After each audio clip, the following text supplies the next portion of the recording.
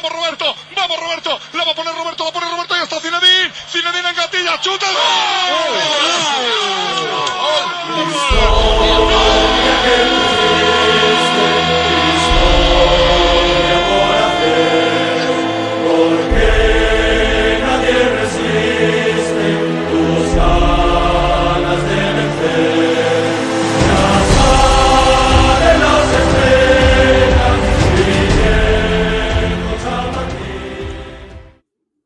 Méconnaissable, on peut pas dire plus. Méconnaissable, Real Madrid contre Chelsea.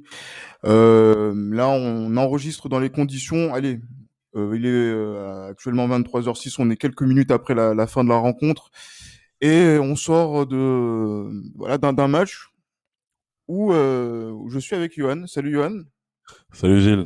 Salut tout le monde. Salut tout le monde. Ben oui, ben là, c'est pour tous les Madridistas qui, à travers le monde, nous écoutent, nous suivent. Voilà, il y a de Ouais. la déception, de l'amertume, mais qu'est-ce que tu veux faire quand on voit, il faut pas qu'on ait peur de le dire, la pire prestation du Real Ah Madrid ouais. cette saison? Ah ouais, non, franchement là c'était incroyable. On était mais en dessous de tout, que ce soit physiquement, que ce soit tactiquement, que ce soit techniquement. Même les choix, hein. Là, c'est incroyable. Honnêtement, c'était le néant mais total, le néant total. Franchement, c'est incroyable. Honnêtement, après faut pas enlever le mérite à Chelsea, Chelsea qui a bien joué le coup et tactiquement qui était bien en place.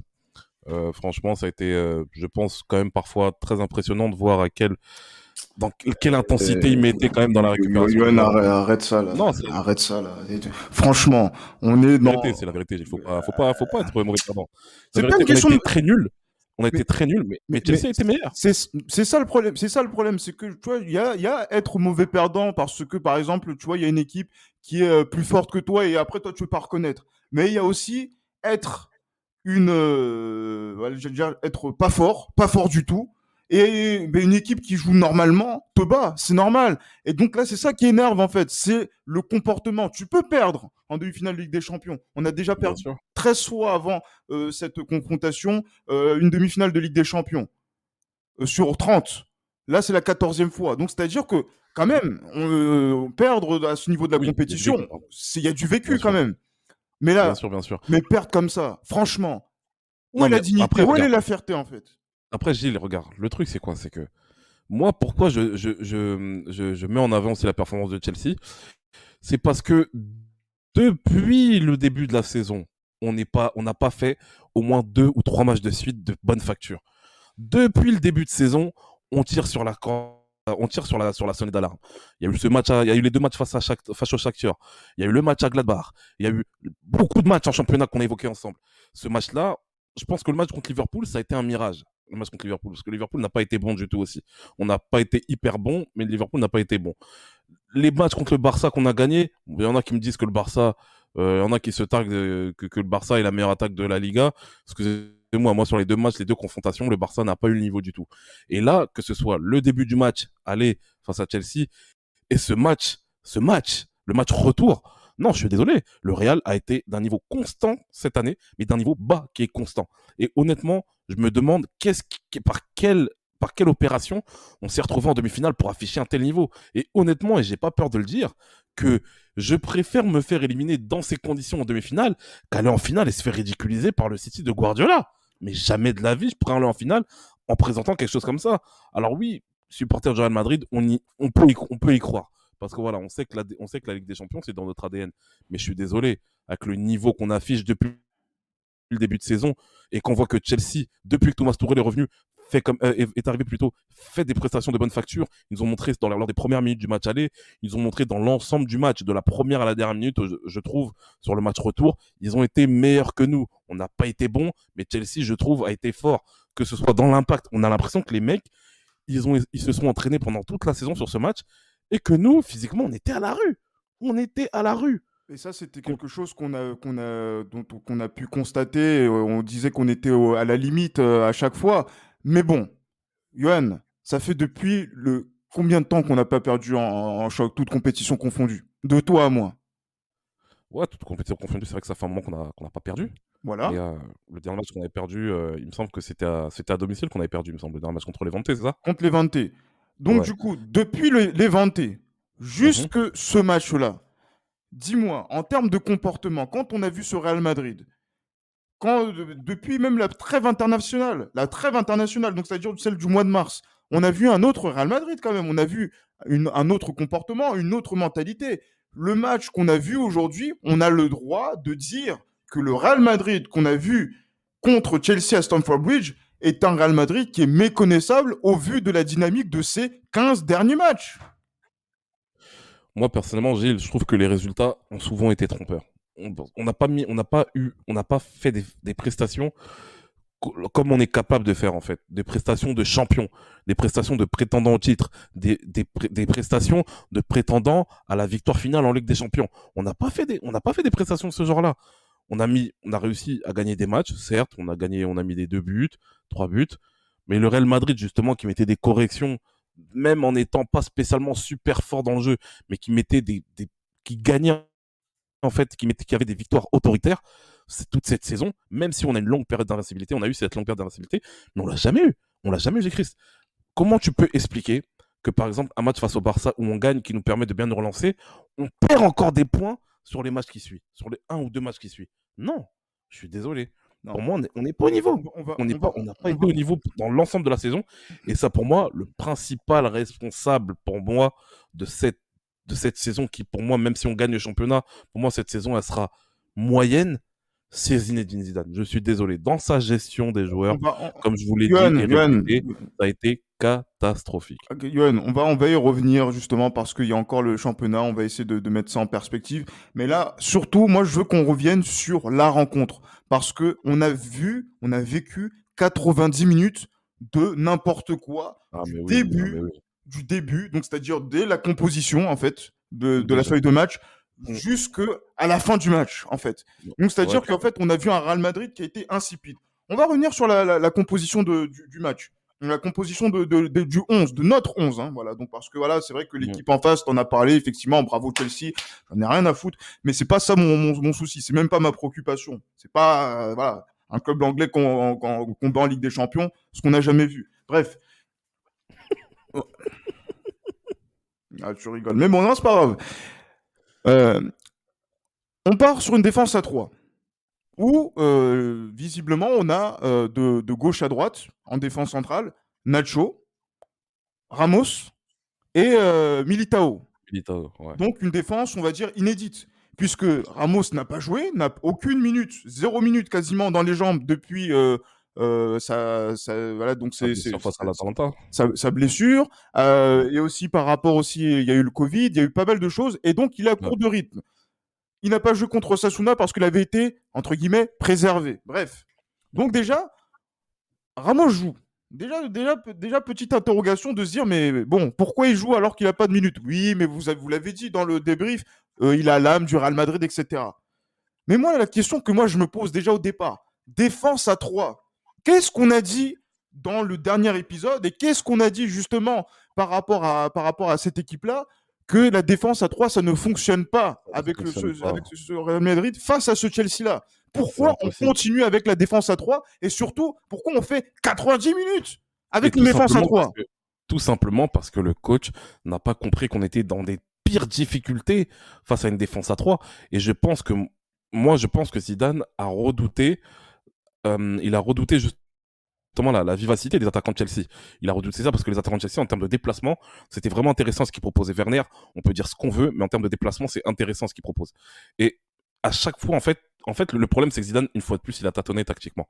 Je pense que s'il avait bien analysé le match aller, qui a vu justement le Real Madrid dans des difficultés qui étaient énormissimes avec une défense à 3 face au 3-4-3 de Chelsea, je pense qu'il n'aurait même pas pensé un seul instant de reconduire plutôt, excuse-moi, cette configuration tactique. Mais Johan, Zidane, il a les diplômes. Mais nous, on n'a pas besoin d'avoir le BEPF, on n'a pas besoin d'avoir le DF, on n'a même pas besoin d'avoir le BPGEPS quand même pour voir que cette équipe, elle peut pas jouer avec une défense à 3. Franchement. En plus, dans une animation de jeu où, par exemple, là, on voit Ferland Mendy et Nacho, on ne sait pas trop comment se placer vis-à-vis de l'un de l'autre. On voit qu'il y a une activité par rapport à Ferland Mendy qui est aussi juste physiquement, puisqu'il revient à peine. Avec comment il s'appelle sur le Ramos. côté. Avec Ah, non, à droite. de l'autre côté. Oui. Voilà, donc je suis un peu là, je suis un peu chaud par rapport à ça. Mais tu vois, Ouais. en fait, regarde, tu vois, Gilles, honnêtement, on avait une défense à 3, mais je te promets, et c'est même pas pour faire semblant, j'ai été incapable d'analyser la configuration tactique de Zidane sur ce match. Pourquoi je te dis ça? Parce que, regarde, tu vois, toi-même, tu as une hésitation pour savoir qui a été latéral droit sur ce match-là. Parce On que le sait même même. Vinicius, par rapport à son repli, moi, je j'ai pas trop compris, en fait, ce qu'il faisait, en fait. Tu vois ce que je veux dire? Mais voilà, déjà, premièrement, Vinicius, ouais, c'est vrai que Vinicius, il se repliait pas mal. Mais Hazard, il a joué quel poste? Voilà. Tu peux me le dire? Hazard a joué quel poste? Moi, je sais pas, parce qu'à un moment donné, on le voyait à gauche. Après, à un moment À un donné, on moment, le on voit un voulait petit. dire avec Karim Benzema. Et honnêtement, on comprenait rien. On n'a rien compris. On n'a rien compris. Parce que ce qu'il faut pas oublier, c'est qu'on a Modric. En plus, il y a le trio du milieu de terrain. Modric, Casemiro et puis Kroos. Hazard, je ne sais pas quel poste il a joué. Vinicius et puis Benzema. En fait, on n'a rien compris. Je te promets qu'on n'a rien compris, Gilles. Mais, Je mais, te mais- promets qu'on n'a rien compris du tout dans le dispositif tactique de Zidane. On ne sait pas ce qu'il a voulu faire. On n'a rien compris. Non, mais justement, et moi, notamment quand il y a une préparation de match de demi-finale de Ligue des Champions, dont on a parlé que oui, effectivement, c'est une préparation qu'il faut avoir, que le Real Madrid n'est pas mort. On a essayé de, voilà, on a participé, nous aussi, justement, dans cette émission, à dire que oui, Bien le sûr. Real Madrid, quand il n'est pas tué, voilà, il arrive toujours à survivre et qu'il continue de survivre. Mhm. Et que quand il continue à survivre, il peut faire mal et il peut justement arriver vers des vérités. Comment ça se fait que d'un épisode qu'on a effectué, qu'on a diffusé le mardi, là, quand on diffuse le jeudi, on est en moins de 48 heures sur quelque chose qui est totalement différent. Qu'est-ce qui s'est passé collectivement? Parce que même dans le comportement, même de certains joueurs, moi, je suis désolé, cette demi-finale a été perdue avant même le premier but de Chelsea. Ah mais carrément, carrément, les joueurs ils étaient pas dedans. On va dire le seul qui pour moi était plus ou moins dedans, c'était Benzema, mais Benzema, il a presque pas été trouvé de tout le match. Il a été éteint, Benzema a été éteint. La seule fois où il s'est créé deux brèches, c'est lors de son tir qui a été très très bien arrêté par Edouard Mendy et sur sa tête où il était déjà où pour moi le timing n'a pas été bon. Mais ça encore on peut pas lui en vouloir. Mais il y avait rien, rien du tout. Que ce soit Vinicius, il est pas assez Mais, mature en termes d'intelligence mais, pour pouvoir faire la différence sur ces mais matchs-là. je peux pas lui en vouloir, On peut pas Johan, lui en franchement. vouloir. Mais tu sais On peut pourquoi je pas lui lui en en veux pas? vouloir, Vinicius. On l'a critiqué, Vinicius. Mais comment on peut lui en vouloir? Il joue à un poste sur lequel on l'a jamais vu de cette saison. Il est droit. Il est droit. Il a jamais joué à droite depuis qu'il est au Real, je pense. Mm. Et là, on le fout à droite. Alors qu'on sait très bien que c'est à gauche lorsqu'il peut repiquer sur son pied droit où il est vraiment le plus dangereux. Mais non, comme j'ai dit, je ne sais pas. Moi, honnêtement, comme je vous ai toujours dit, certains m'ont pris peut-être pour un fou, certains m'ont pris pour un illuminé. Quand je vous ai toujours dit, depuis qu'on a lancé Esprit Madridista, que Zidane est un coach qui tactiquement tâtonne, mais comme pas possible, on en a eu la preuve ce soir. On n'a rien compris à sa disposition. Au On n'a pire des rien compris moments. Au pire des moments. pire moment. Là, honnêtement, une victoire en demi-finale, retour de la Ligue des Champions, face à une équipe qui nous bouscule, mais même Manchester City en finale, ils nous craignent. Ils nous craignent comme pas possible. Et on sait comment le Real Madrid sait gérer ses finales. Le Real Madrid perd rarement ses finales. Depuis 98, le Real Madrid n'a perdu aucune finale de Ligue des Champions. Aucune, ouais. Aucune finale. Et voilà, donc à part peut-être les finales de Coupe du Roi qu'on a perdues 2002, 2004, Oui, oui, non, mais j'ai parlé de Ligue des 2013. Champions. J'ai Mais parlé de Ligue Ligue des des Champions, Champions. ouais, effectivement, Ouais, les Ligue des Champions, on en a perdu aucune. En tout cas, moi, j'en ai jamais vu. moi non plus. Voilà. Mais comme j'ai dit, je pense que ce soir, en fait, malheureusement, moi, pour moi, honnêtement, quand j'ai fait ma propre analyse à chaud de ce match ce soir, honnêtement, on méritait pas mieux. Moi, je pense qu'on méritait pas mieux, Gilles Christ. Honnêtement, franchement, j'y ai cru parce que voilà, je suis supporter du Real avant tout. J'aime ce club. Dieu sait à quel point j'aime ce club, mais on n'avait pas le niveau. On n'avait pas le niveau. Et je pense que depuis le début de la saison, je n'ai pas peur de le redire et de le encore, de me remettre justement sur ce terme-là. On n'a pas le niveau, on ne fait pas une bonne saison. Je pense que même si on gagne le championnat cette saison, ce sera un mirage comme celui de l'année dernière. Peut-être, effectivement. Pour moi, on n'est pas au Ouais, niveau ouais. depuis que Zidane est revenu. L'équipe n'est pas au niveau.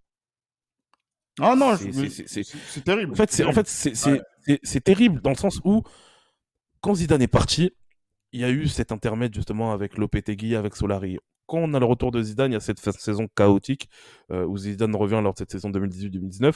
On s'est dit, on verra l'année prochaine. La saison qui suit, il y a des recrutements. Malheureusement, il y a un flop qui s'appelle Eden Hazard. Parlons peu, parlons bien. Deuxième saison, Eden Hazard, il n'y a aucun fait marquant, aucun fait notable depuis qu'il est arrivé, si ce n'est que ses Aucune blessures. différence notable aussi. Aucune différence. Mais Hazard, je l'ai vu ce soir, mais il m'a fait de la peine, le garçon. Il m'a fait de la peine. Il est pas au niveau, il se fait bousculer à peine par, il s'est fait bousculer par Aspilicueta. Alors qu'à mon avis, à l'entraînement à Chelsea, quand il jouait à Chelsea, il devait lui faire des misères. Il, il devait lui faire des misères.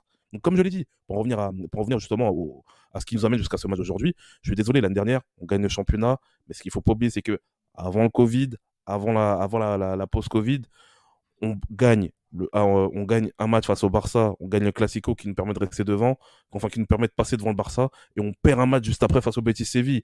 Ensuite, il y a la longue trêve Covid. Il faut reconnaître que Zidane, je pense, a bien réussi à mobiliser ses troupes par rapport à la reprise. On a gagné, mais c'était des matchs, c'était des matchs au couteau en fait. C'était vraiment des matchs tirés par les cheveux. Des victoires 1-0 sur des pénaltys de Ramos, etc. Maintenant, on attend cette saison. Cette saison, il y a les déboires à Cadiz, il y a des défaites face à Levante, il y a cette Ligue des Champions pour moi qui est ratée. Je suis désolé, le premier tour de Ligue des Champions, il est inadmissible. Il est inadmissible le premier tour de Ligue des Champions. Le niveau que l'on montre, il est inadmissible. Et vous vous rendez compte que cette saison, on n'a compté que sur un seul joueur qui s'appelle Karim Benzema. C'est pas normal. Vous pouvez pas espérer gagner des titres en comptant justement seulement sur votre attaquant numéro 1, sur votre attaquant en fait. C'est la seule véritable force offensive que l'on a. C'est Karim Benzema. Mais Karim Benzema, c'est un excellent Ouais. joueur. Est-ce que Karim Benzema était habitué justement à porter son équipe comme il le porte aujourd'hui? Non. Il n'a pas ce pedigree-là. Et c'est même pas pour le dénigrer que je dis ça. C'est un excellent joueur. C'est force qui monte depuis toutes ces années-là. Mais il faut arrêter. C'est pas sur Karim Benzema qu'on peut compter uniquement pour gagner avec des champions. Donc Non, moi, mais comme j'ai ouais. dit, ce soir, pour moi, ça a été le résultat de tout ce qui se passe depuis le mercato 2017-2018. Enfin, depuis le mercato, excuse-moi, d'été 2018-2019 plutôt. Et là, on a montré ce comportement à la face de l'Europe. Et voilà, Ouais. mais moi, justement, moi, quand on est dans cette rencontre, moi, je me pose voilà, quelques questions. Parce que on a vu des choses. Hein. Bon, c'est vrai qu'on a continué à jouer à trois défenseurs pendant les 90 minutes. Mhm. Donc, moi, j'ai une analyse qui est très claire, très nette, et justement qu'on va poser parce que c'est aussi l'avenir du Real Madrid qui va se jouer, donc l'avenir direct du Real Madrid. On a joué dans cette configuration-là parce que Sergio Ramos ne pouvait pas jouer autrement. Et Sergio Ramos a fait les 90 minutes sur le terrain. Donc, Et quel 90 minutes. mais quel 90 minutes? Je suis désolé. C'est le cimetière de l'éléphant Sergio Ramos. Ah, mais clairement. Je vais pas dire, je vais pas, non, voilà, je vais pas le dire Non, comme mais ça. dis ce que tu as à Mais dire. Dis ce que tu as à dire, non, Gilles. mais c'est clairement un acte de décès de Sergio Ramos au plus haut niveau par rapport à ce qu'on vient Complètement. de voir. C'est tout ce que là je suis en train de voir qui me fait énormément, énormément de peine à voir parce Ouais, que bah oui. c'est bien beau d'avoir des tatouages, de tirer des pénaltys, d'être sur les réseaux sociaux à le lever de la fonte, à justement à dire que voilà donner des messages d'encouragement en espagnol et en anglais. Mais je suis désolé, quand on est sur le terrain on avait parlé cette saison de oui, sans Sergio Ramos, le Real ne peut rien faire. Le Real Mm, Madrid a joué l'équivalent de presque 27, 25, 26, 27 matchs sans mm, Sergio Ramos en termes de bien sûr. comportement, Et on s'en notamment est toujours bien sorti. au cours de cet hiver printemps là Mm. qu'on est en train de voir et dans lequel on était censé s'effondrer depuis bien plus tôt voilà, que prévu que ce soit au mois de mai.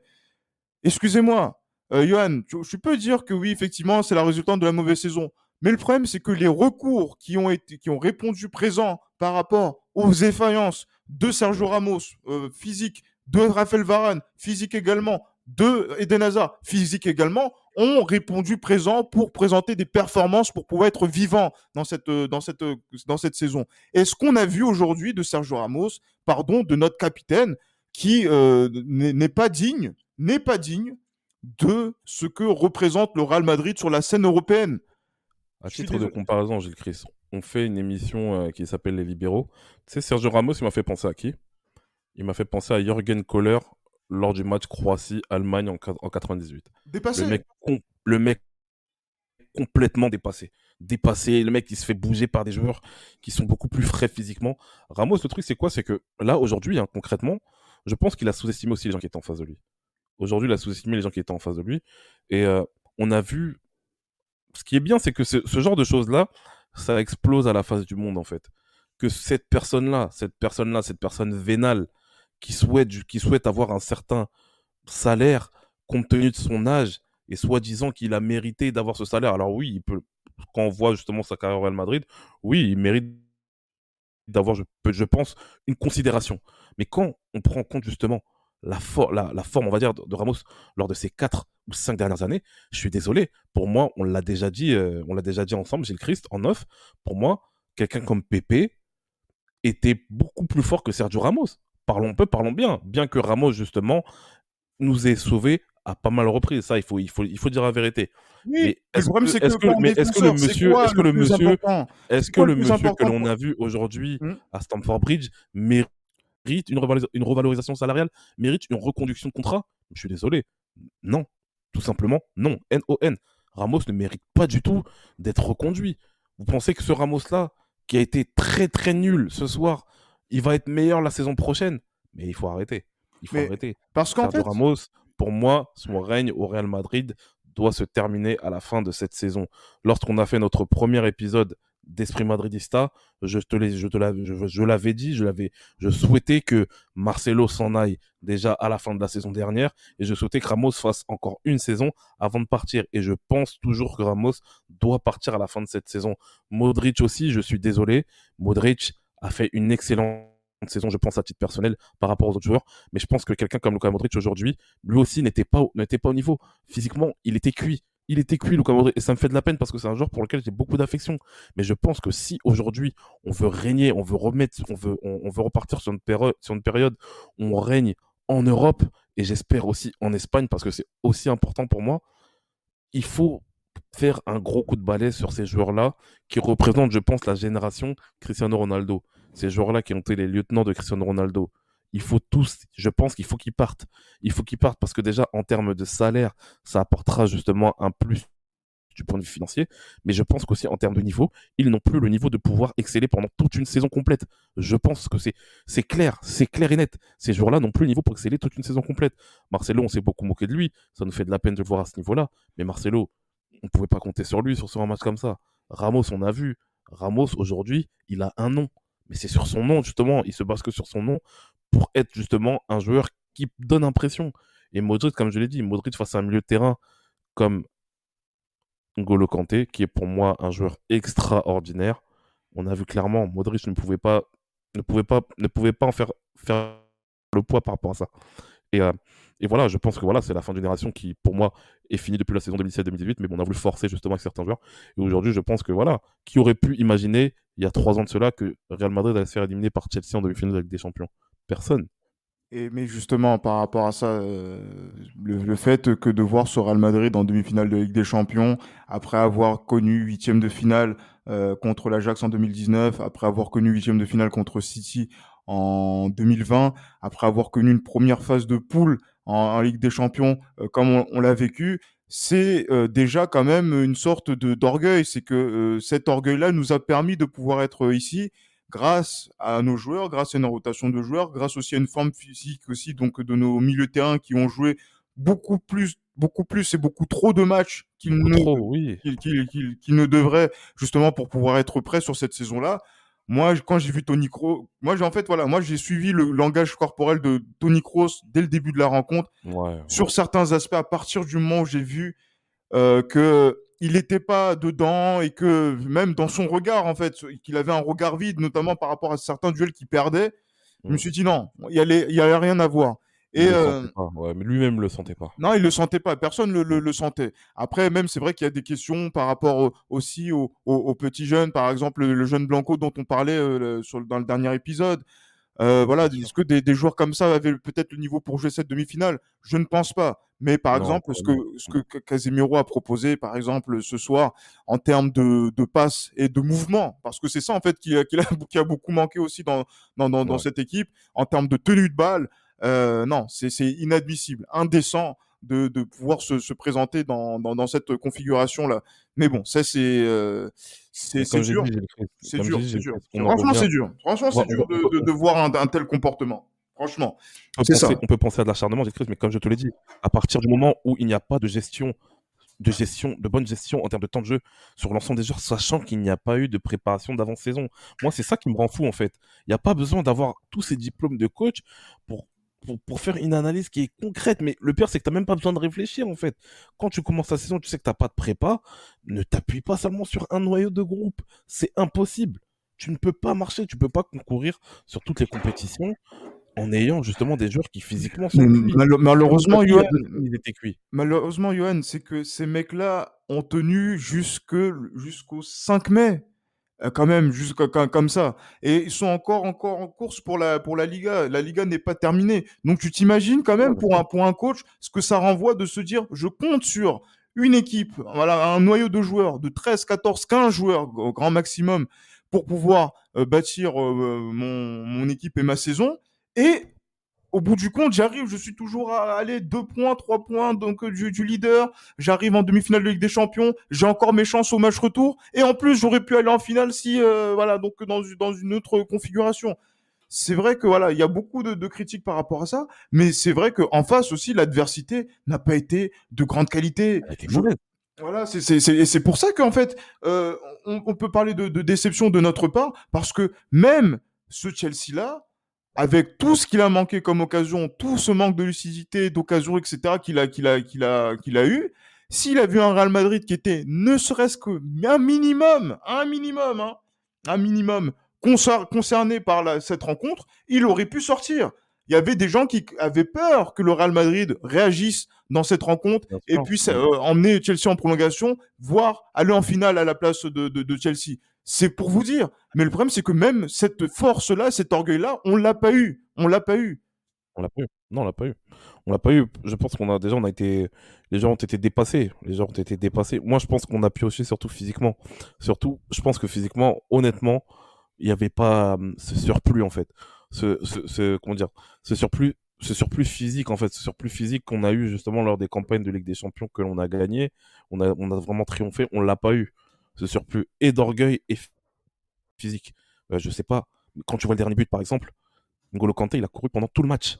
À la 90e minute, il arrive encore à avoir justement cette niaque pour pouvoir récupérer le ballon, servir son coéquipier américain qu'il a mis pour Mason Mount. Ouais, C'est ça, c'est Pulisic, que pour moi. physiquement, Chelsea, pour moi, était beaucoup plus fort, beaucoup plus chaud, beaucoup plus prêt, en fait. Beaucoup plus compact et Beaucoup beaucoup plus plus compact aussi. Et je pense aussi, ensemble. Ouais. tactiquement, faut dire la vérité, tactiquement, Thomas Tuchel a fait les bons choix. Ça, il faut le reconnaître, qu'on l'aime ou pas. Thomas Tuchel a fait les bons choix tactiquement. Tu te rends compte que là, c'est Havertz. Havertz n'a pas joué le match aller. Il est rentré en cours de match au match aller. Là, il l'a titularisé. Havertz a fait un match qui était excellent. Mais il a Attention, mais il a manqué de lucidité devant le il a but. manqué de lucidité, ouais. Bah après, bon, faut pas oublier que ce joueur-là, il est né en 2001 ou 2002. C'est encore un jeune joueur. Il a encore beaucoup à prouver dans sa carrière. Mais voilà, on s'est fait bouger par des petits aussi. Et quand tu regardes bien, Gilles Christ, c'est que l'Ajax Amsterdam, on joue contre une équipe qui est jeune. On se fait bouger par des jeunes. Là encore, on se fait bouger par une ligne. Parce que concrètement, la défense de Chelsea, on va dire Christensen, c'est relativement un jeune joueur. Au milieu de terrain, on a eu Mason Mount. Enfin, au milieu de terrain, on va dire au-delà de la défense. Il y a Mason Mount qui est jeune, Havertz, Werner, Pulisic. Kanté, pour moi, il est jeune dans sa meilleure jeu parce qu'il est incroyable. Euh, on a, voilà, on n'a pas eu le niveau. Chilwell, c'est un jeune joueur encore, Chilwell. Voilà, tu vois, encore une fois, oui, c'est ce type de joueur. Je sais pas, moi, Alors, qui à la base qui intrinsèquement ne sont même pas extraordinaires, ces joueurs-là. Ils ne sont même pas extraordinaires. Mais en face, il n'y avait rien pour eux. Il n'y avait aucune opposition en face. En face, il n'y avait pas de niveau. C'est ça le problème. C'est qu'en face de Chelsea, il n'y avait pas de niveau. Les joueurs étaient cuits. Ouais, Tactiquement, on a failli. Physiquement, on a failli. Du point de vue même mentalement, on a failli. Parce que moi, je me suis dit, oui, Chelsea, justement, domine pas mal, etc. Chelsea se procure beaucoup d'occasions. Mais il arrivera un moment, on mettra pied sur le ballon, on dominera, et puis voilà, ça sera fini. Mais non. Malheureusement, comme j'ai dit, pour moi, c'est pas, on va dire, ça peut paraître ingrat de dire ça, mais pour moi, la plupart des matchs qu'on a gagnés et où vraiment c'était des matchs importants, mis à part le Barça, parce que pour moi, comme j'ai toujours dit, le Barça n'est pas bon cette saison. Pour moi, ça a été des mirages. Parce que Liverpool, on a joué face à un Liverpool qui était sur une phase aussi, faut dire la vérité, Ah bon, très, non, très, non, une non, phase très, revenons. très Mais non, décevante. non, Johan, après, il y a aussi, voilà, il faut pas qu'on se dénigre également. Voilà, donc c'est vrai Non, que faut là, pas se dénigrer, mais il faut parce que, dire les choses telles parce que qu'elles de sont. la même façon que, par exemple, Chelsea perd la finale, ils vont se dire, on a joué contre un Real Madrid nul qui nous a emmenés en finale. Donc, du coup, de la même façon, nous aussi, on va pas dire que, ouais, parce Non, qu'ils c'est pas étaient nuls, faux. qu'on est allé en demi-finale. Non, non, c'est Donc, pas faux. voilà. Donc, du coup, voilà, je Non, préfère non, bien sûr, non, mais bien qu'on sûr. lève un petit peu le pied dessus et que, voilà, on se concentre sur aussi, nous, nos performances. Il reste encore, allez, 3 à 4 journées. Il y a cette fameuse journée qui peut être très importante dans la course au titre. Comment, allez, là pour terminer le podcast, comment on va vers ce type de course au titre après avoir pris un coup tel sur la tête? Est-ce que là maintenant c'est peut-être la semaine où le Real va tout perdre? Gilles, moi, je te dis la vérité, hein, honnêtement. Ça, je l'ai gardé pour moi. Mais tu sais, même si l'Atlético, parce que concrètement, le résultat qui arrangera le Real, ce sera Atlético, que l'Atlético et le Barça se neutralisent. Mais je te promets que même si on gagne notre match, déjà que même s'ils se neutralisent, Est-ce qu'on gagne contre Séville? je serais incapable de te dire qu'on va gagner notre match. Mais est-ce qu'on gagne contre Séville? Effectivement, moi je suis Je tout ne à sais fait pas. d'accord. Est-ce qu'on va gagner contre Bilbao Je ne notamment? sais Je sais pas. pas. Je ne sais Ah pas. oui, bien sûr. Bien sûr.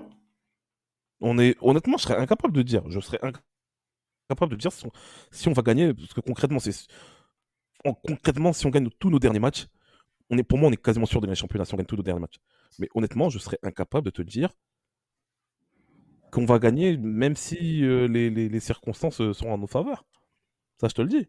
Ah ouais, Ça, je te non, le dis. non, non, bien sûr, je suis tout à fait d'accord. Et là, c'est pas parce qu'on a, C'est un point d'interrogation qui est permanent. voilà. On ne sait pas, on va dire, il y a quelques années de cela, honnêtement, on a une brèche, on sait très bien, on va attraper le truc et ce sera fini. On sait qu'on va aller au bout. Mais là, je te promets que je ne sais pas. Je ne sais pas. Ah non, mais voilà. Et encore moins Ouais. avec la prestation qu'on avait aujourd'hui. Non, non, mais bien évidemment, effectivement, c'est là, il faudra penser à revenir, récupérer, repartir sur ce match-là, aller dans la course au titre. Il reste, voilà, donc maintenant quelques journées, il faut jeter ses dernières forces. Mais voilà, beaucoup de déceptions à chaud hein, après Énorme. avoir vécu voilà, une soirée qui a été difficile. J'espère que voilà, ça a été une sorte d'exutoire hein, pour Ouais. nous autres hein, de faire cet épisode juste à chaud après le match. Et encore, je pense qu'il y a des choses qu'on ne dit pas, mais que on garde au fond de nous. Mais je pense que d'ici la fin de la saison, on pourra en reparler très tranquillement et il n'y aura pas forcément de pression à en parler. On aimerait donner aussi un message d'optimisme pour dire que oui, voilà, on est toujours le Real Madrid et voilà, effectivement, vu la joie qu'il y a eu de la part des adversaires et des ennemis du Real Madrid par rapport à cette défaite, ben voilà, on sent que quand même, voilà, la force qu'est le Real Madrid est toujours présente et qu'elle sera toujours présente et que quoi qu'il arrive, hein, quelle que soit l'issue de la saison et quel que soit aussi ce qu'adviendra donc d'ici la fin de la saison, eh ben le Real Bien Madrid sûr. reviendra l'année prochaine et il aura encore des ambitions, il aura toujours cette ambition et d'être compétitif sur tous les tableaux. Mais là, il perd en demi-finale de Ligue des Champions. C'est comme ça, c'est déjà arrivé. Voilà, Ça arrivera encore. ça arrivera C'est encore. Mais bon, c'est la vie des grands clubs. bien sûr. Voilà, maintenant, voilà, il faut passer rapidement à autre chose et on fera les comptes en fin de saison et on pourra faire un véritable bilan par rapport à ça. Mais là, aujourd'hui, c'est vraiment la colère par rapport à Zidane, la colère contre Ramos, Ouais. la colère contre Hazard, la colère contre, voilà, contre aussi, Contre contre beaucoup de beaucoup de choses choses qui concernent notre équipe. qui concernent l'équipe, qui concernent le club. C'est, c'est, c'est décevant, honnêtement, c'est décevant. C'est incroyable. Voilà. Mais bon, Il y a beaucoup de choses qu'il va falloir changer, je pense, oui, et bien assez sûr. vite pour la saison prochaine. Y a pas de souci. Mais bon, là, Johan, on aura le temps de pouvoir faire un épisode après le match contre Séville. Voilà, d'ici là, portez-vous bien, malgré tout. Et encore une fois, malgré tout ça, même si, voilà, que ce soit dans la victoire ou dans la défaite, toujours à la Madrid. À la Madrid.